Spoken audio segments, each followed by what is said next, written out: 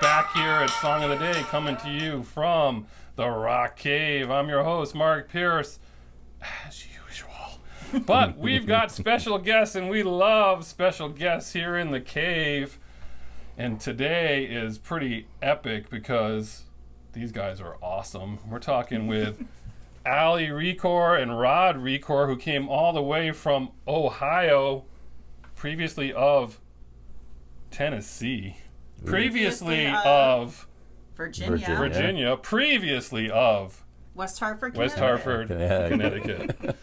So I'm excited about this. Ali, you have been around a long time. I have many years. Yes. I have. For those of you who don't know, you were Sarah's college roommate. That's where you met. Go Theta.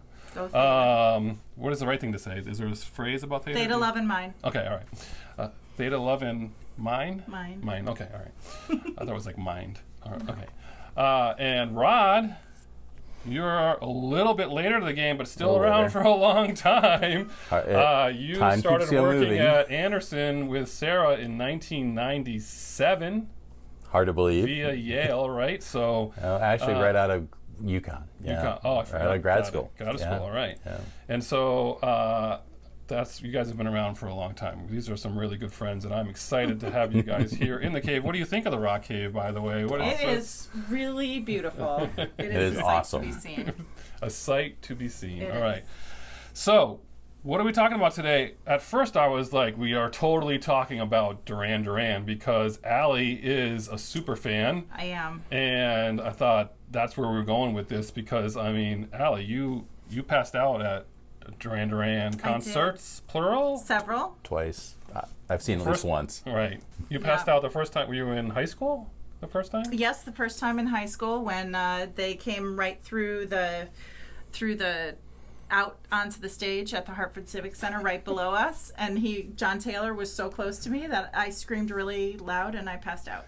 So for those of you who are wondering about the Beatlemania thing, and like when you see the things where the girls are like screaming, and some of them pass out, and you think, how can that be real? It actually is a real thing. That happened to you, right? And John Taylor is the reason why.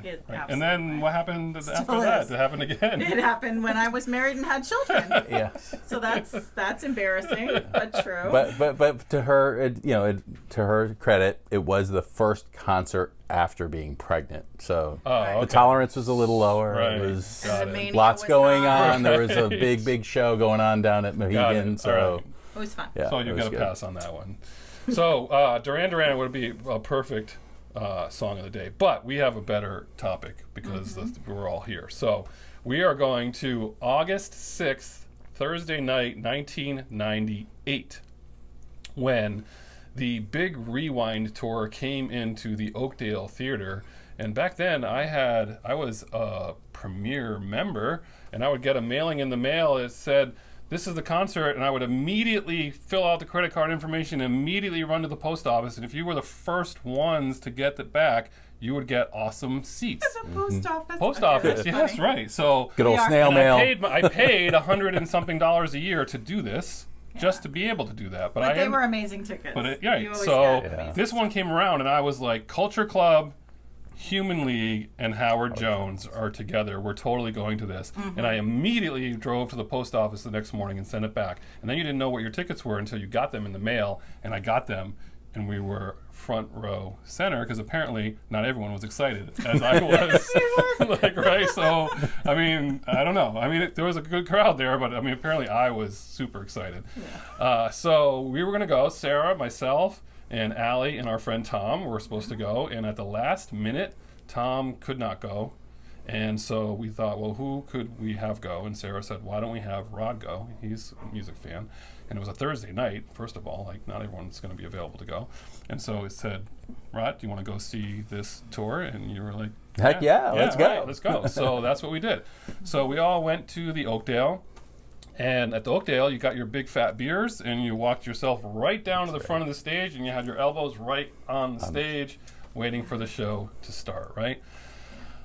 So first person on were the Human League, right? Yeah. And so I was the only one that was excited for the Human League because I was a huge Human League fan. Am I right? Like I was was the one. I was nervous because neither First of all, Human League and Culture Club hadn't toured in over 10 years, so this was like a nervous city for me. They were old. Yeah, they were old.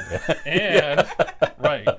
And Back in the day. I was like, Human League, I love them. I'm worried they're too far gone. Like, it's just not going to be good, right? It would be depressing. Yeah, right. Yeah. So, but I really wanted it to be good. And sometimes they're not good, like B-52s when I saw them recently. That was terrible. But I was prepared for that. But anyway, so they opened up the show, and there was fog machine, dry ice, black trench coats, dark, and the strobe lights. Yeah. And they were just so awesome. For me, it was awesome. I would totally agree. I was blown away. I did not expect that. And when they came out in those patent trenches, it was just like, wow, welcome back to the 80s. It was awesome. Right, and the synthesizer, even though the synthesizer was not a thing anymore, they were just, that was the first thing that you heard before you even saw them was the synthesizer. And they played all their great songs. I mean, they played Mirror Man, Seconds, The Lebanon, Love Action, Human,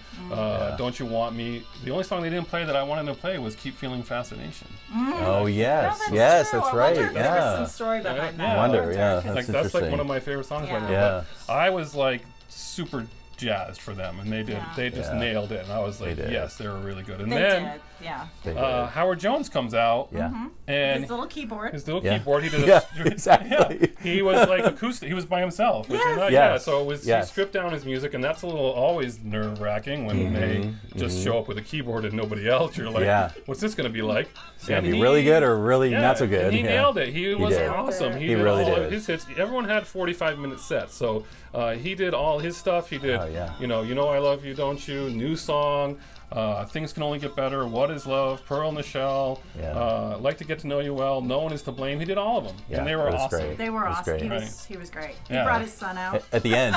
Who was then like 14, and now he's like a grown man. I think he still tours with him too, though. I think. Oh, that's pretty cool. I think I saw something that he does. So we were rolling. Cool. We were like, yes, this is awesome. We're on the front row, and we're watching these guys, and we're like, this is great. So now Culture Club is going to come out, and we're like, well, can they just be as good? Because it's going to be as good. It's going to be awesome. And they come out. And this was a big deal. Again, they hadn't toured in like 10 years. Yeah. And Sarah and I were super excited because we know all the lyrics. We were really into them at the time. So super excited. And this was the first time the original members were back together. Correct. That's right. That's right. That was also I remember a big that. deal, right? Yeah. And they open up with Do You Really Want to Hurt Me, which is like pretty amazing, right? You think that would be the last song they played, and it wasn't. They opened up with that, and they just went into hit after hit. He had the tall hat on. I mean, he had everything going. And he sounded great. I mean, like, that's what it was. It was right out of the gate. He was like, wow, he hasn't lost a beat from his voice. I mean, it was really amazing. So we heard Church of the Poison Mind, Everything I Own, which is, if you don't know that song, it's a great song. You should check that out. Time, Miss Me Blind, It's a Miracle, and then this is my favorite part of the story. The next song comes on, and the next song is I'll Tumble For Ya. Which we all love that song, right? So picture it. We're all in the front row, and Boy George is singing "I'll Tumble For You." And what happened when he sang "I'll Tumble For You"? Well, Boy George decided he took a liking to Rod, and he sang "I'll Tumble For You" directly to Rod, the entire thing. Song. Meanwhile, Sarah and I are off in the corner like, hey, we know all the lyrics, like, we're your fans. And he sang to Rod, and then I think pretty much for the rest of the concert, he sang to Rod. Well, he pointed directly at you, and he pointed and he patted his heart. Yes. That was actually how the first line. Pointed at you directly and patted his heart. Yeah. Yes. And he was saying, I will tumble for you, Rod. Yes. Over and over and over again. I was completely not expecting this, as anyone could imagine. So I'm standing in the front row, jaw agape, and I'm thinking, oh my gosh, friends, help. And I look over, and Mark and Sarah and Alison are all looking at me going, ah! And I'm like, oh great, I'm all alone here. Yes.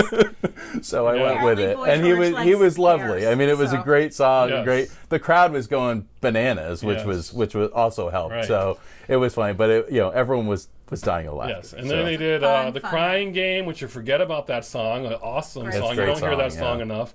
He did a new one from them, I Just Want to Be Loved. Karma Chameleon, Victim's a new one, and he did a Bowie song to end. That's Starman with Dave Bowie. And so it was a epic concert. And the next day you went to work because it was a Thursday night. Yeah. So there was a little backlash the next morning, I guess you could call it. So Paul Chabot, if you're listening out there, you can relate to this. Back in the day, in the late 90s, we didn't communicate really with email. It was all voicemail. I was working for a consulting company, and that's how we communicated. So the next morning I woke up, and the first thing you do as a consultant is you check your voicemail. So I dialed in, I checked my voicemail. All of a sudden I hear this, I'm like, what is going on here? And then I hear Sara Pierce's voice going, hi everyone, I just want you to all know that Rod was serenaded one-on-one with Boy George last night. And I'm like, oh my gosh, it's hilarious. So I got a great kick out of it. So then I hang up the phone, I obviously go into the office or into our where our project is, and I walk in the door and everyone's like applauding as I come into work that morning. It's the only day I've ever gotten applauded coming to work, so it was a great day in that regard. And so just a great concert, and then just, a great time afterwards. So it was very, very fun. It was awesome, pretty epic show, and it was it was great. So we love this story here. I mean, really, all three of those bands were awesome, and I have not seen any of them since. I know, and I would go back and I would see them again if they came around just to see what Absolutely. Yeah, but definitely. It was an awesome show.